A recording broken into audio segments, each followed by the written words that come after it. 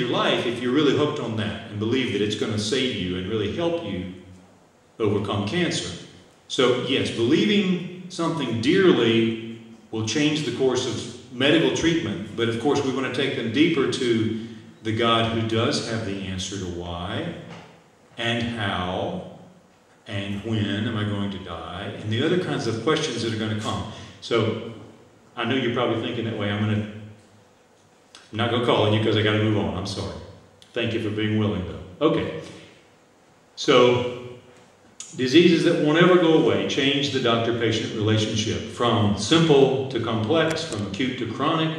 Patients become dependent upon you at some level. Watch out letting them become too dependent, wanting to see you every week in the office, trying to overuse their time with you because you're the only friend they've got. That happened to me regularly, and I had to barrier myself from that. My nurses were good at shielding me sometimes. Most importantly, you have the opportunity to partner with them, and that's the key word right there. Become the friend against the disease and help them cope. Spiritually, you can gain that better than if you don't engage the spiritual. You can do better with this process of partnering if you can introduce the spiritual, such as helping live with the questions about why me? Why did this happen to me? How do I understand why this happened to me? Why could it not have been someone else? Why does it have to be me? It's suffering. I mean, I've had patients, screaming that in my office. There's no good answer to that question. That's where you have to say, I don't know. But I do know someone who has the answer. Unfortunately, they're mad at God right at that time, and you're going to have to help them morph over from anger to God and denial to acceptance and get past bargaining to the point of neutrality and ability to listen to God. You've got to walk them through that grief process. We are effective if we can help them find answers to other questions like, how can life go on with this? How can I learn from this? Maybe I could help others who've got the same disease. And what's God wanting to really teach me? I mean, it's not that He's punishing me now. Dr. Crane has helped me understand this is not punishment, that the statistics show that 7 to 10% of good people get this bad disease. It's not my fault. I didn't cause this, but God's not punishing me either. So what good can come out of this, right? Okay, giving hope and encouragement can be better than medicine. And pharmacists do that regularly, just like doctors do. Offering a listening ear is always critically important. If you're not interruptible and able to sit down with your patient, you're going to lose a lot of confidence. Let me show you a very important diagnostic, and it's a diagnostic technique. It's an ability to open up conversation and develop the history. It looks like this. The process is just simply this. Isn't that pretty easy? Yeah. Most of us want to do this. Okay, Ms. Jones, go. Tell me about your problem. I got 10 people waiting outside that door. Even if you spend 1 minute with Mrs. Jones like this versus like this, and you gently and appropriately put your hand on her hand or say, I'm really interested, can you tell me what's wrong? I want to hear this in your words. And you only let her go for 1 minute. And your nurse pages you out, or you've got an interruption or whatever. Both at the same amount of time. What's Mrs. Jones going to feel? She's going to feel that you spent more time with you like this or like this. What do you think? Of course, she's going to think that you have spent more time with her sitting down. Studies have been done to prove this. Exit polls from doctors' offices. Your patients always think that you spent more time with them if you sit down. So practice sitting down beside your patients, making eye contact, smiling, or being empathetic, and just listening. Involving and teaching family and friends is a very important part of chronic illness management. They're good investment. Okay, let's jump to a real case. I'm going to show you some pictures of chronic rheumatoid arthritis. I'm going to tell you that I had patients like this in my practice. I'm going to show you some of the disease pathology because I want to teach you some science here and show you some real good pictures. But I also want to try to get you to think about how you help patients go on with life who have stuff that looks like this. Okay, so here you've got classic. What is this deformity right here? I didn't hear you. That's a swan neck deformity. Looks like a swan's neck. That's a classic rheumatoid arthritis. What is this one called? That's a boutonniere deformity, as if someone is buttoning a button and their fingers are up, pinched like that. So those are the classic rheumatoid arthritis changes of the flexor and extensor tendons because of the damages of the disease. These are rheumatoid nodules, classic ones, and I've seen many of them in my lifetime. Rheumatoid arthritis is not just a joint disease. It involves the brain, it involves the lungs, it involves connective tissue of all sorts, it involves many tissues. Predominantly, of course, the connective tissue, the bones and the tendons and such. But what do you know about this part of the body right here? The first and the second cervical vertebra.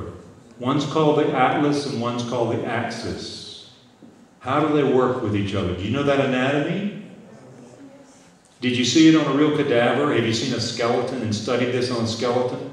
What you don't understand with a skeleton is that there's a tendon that holds that process from whichever one it is, the atlas, the axis, the one that has the pointy thing that sticks down, the process that sticks down. There's a tendon, or a ligament, I should say, that holds that in place. And if that ligament is diseased, it gets soggy and flexible, which is classically what happens in rheumatoid arthritis, and it allows that to pith the spinal cord right behind it, so it allows flexibility. This is not the best picture.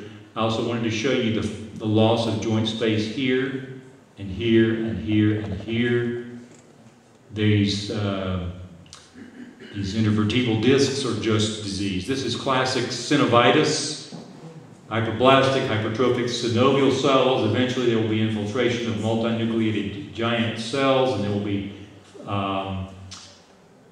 scar formation, and fibroblasts will come in and create scar, which is permanent, and pannus. Pannus is the condition that usually has to be surgically removed to enable a joint to work again. This is a very severe example of the destruction of joints from rheumatoid arthritis, and an x-ray to show you. You can see fusion of joints. These joints are actually fused together here and here. Look at the loss of that one. That's not the way the thumb should look, and that's the corollary of inflammation from the nodule formation. Here is scleritis. Did you know that rheumatoid arthritis can affect the white part of the eye? It's called scleritis, and that's what it looks like. This is an example of the wrist opened up surgically. This is the extensor retinaculum peeled back. Look at this nodule here on that extensor tendon, probably to the index finger. If this were the left hand, that would be index finger. Here's another nodule, here, here. Notice the difference between this leg in this patient. This is swollen. This is the same patient a few days later. This is a ruptured popliteal cyst, and this is the radiographic image of that cyst. This is all a big, bullous fluid sac that's all part of the knee joint tissues. What should be the synovial package that's neatly confining the knee joint is now blebbed out and has become a huge sack of potatoes, sack of fluid. It's just bulging and slooping down. And this patient's ruptured, and it went down by gravity down the leg. And therefore you've got pressure, stasis changes, poor oxygenation of tissues, and death of blood cells, hematomas, and so forth. Okay, I'm going to end very quickly here, so I'm going to throw a question. I'd like a little discussion on this one, because this is real controversial in Ukraine. in Ukraine. Should we tell our chronically ill patients that they're going to die? Should we open the discussion about this when we know death is near? What do you think? I'm going to ask somebody else. Hold on just a second. Yes, sir, at the back. You think yes. I'm going to stop you. I'm going to come back to you. Who else thinks yes? I think got a few hands. Who thinks no? Be brave now. Raise your hand. You think no. Who else thinks no? You think no. I think it's a family member. I'm sorry? It's a family member. Family member? Is that what you said? Okay. I'm going to go back to the gentleman here. Why yes? Because sometimes it's good to open up to the patient, tell what we like all about, what he or she is going to face. So that maybe the patient is chronically ill and this is not taking off the medicine that she is taking. And so you can open up to them. If you don't do this, you may die.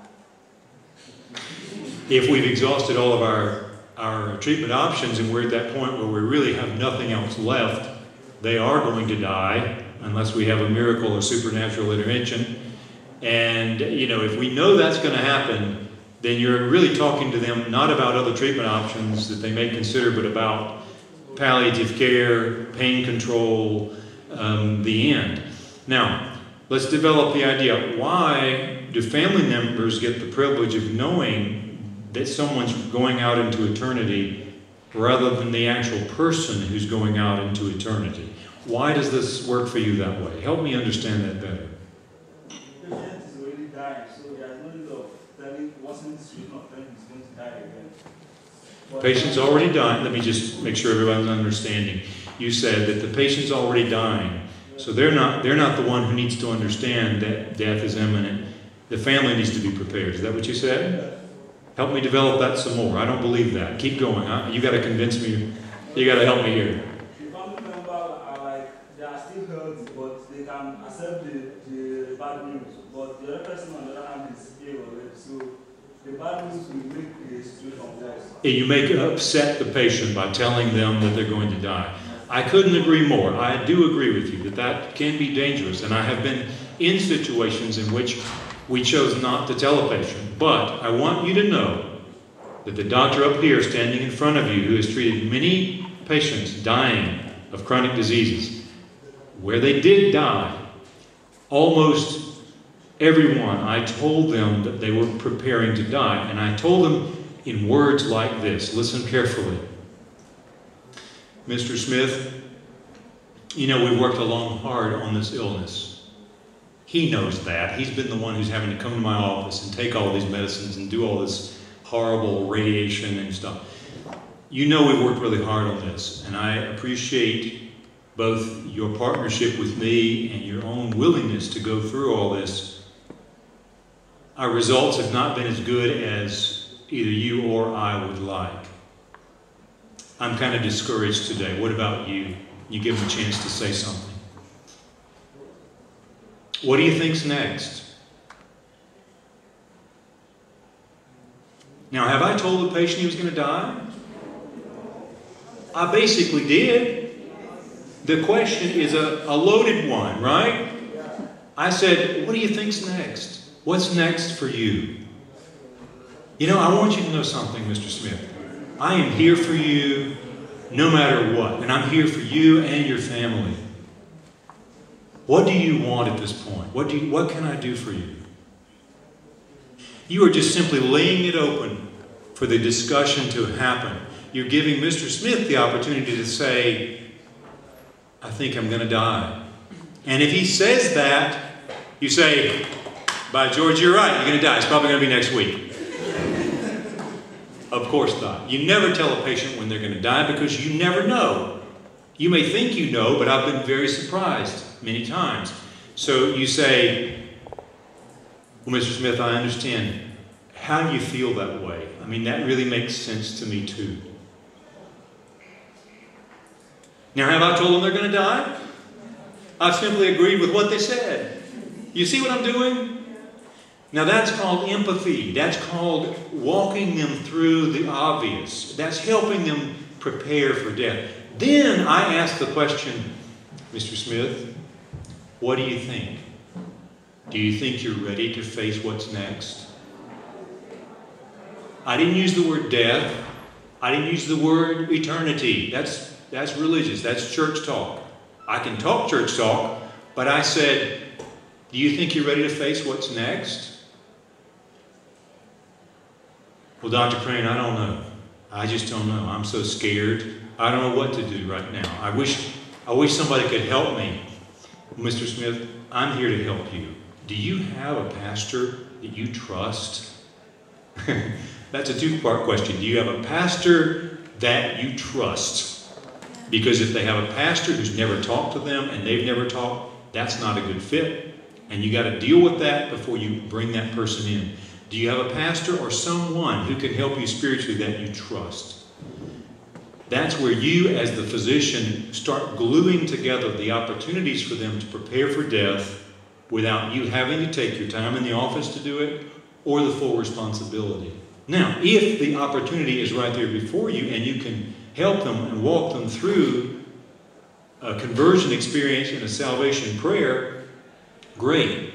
I believe that God chooses us, and I believe that He gives us choice. It's an amazing dichotomy that makes no scientific sense, but I believe both are equally true. And so in the scheme of this Mr. Smith is being drawn to the kingdom of God through this medical illness, and you are simply the navigator of the murky waters for him. You're simply pointing him to the way, to the light. See it that way, and you don't have to get tangled up with the yes or no part of this question, see? Now, I've just given you my philosophy. I respect you totally if you don't agree with me. I have a feeling that most of your professors in Ukraine are telling you, no, you should never tell a patient they're going to die. It may destroy them. It may cause them to die. It may upset them. It may condition them worse. Tell the family. I don't agree with them. So this is a very good entry to what medicine's all about. Full of controversy, no good question, no good answers. That's the way you're going to live the rest of your life. Not a lot of good answers. In conclusion, strive for excellence. Nobody likes a sloppy and careless doctor. Be the very best professional that you can. Show empathy, show compassion. Get down at the patient's level. Talk to them as your respectful equal. Help them to understand you are there for them. And be what you would want if you were the one in their shoes. Become a partner against disease. Help them find meaning by openly and honestly discussing God in a real and legitimate way. Don't preach at your patients. Thank you for being here. Thank you that you care. I'm proud of every one of you. I've enjoyed talking with several of you out in the hall today and tonight, and I'm happy to speak with any others of you who would like some time with me. Have a good meal. What's next, Rusty? Is it photographs? Is that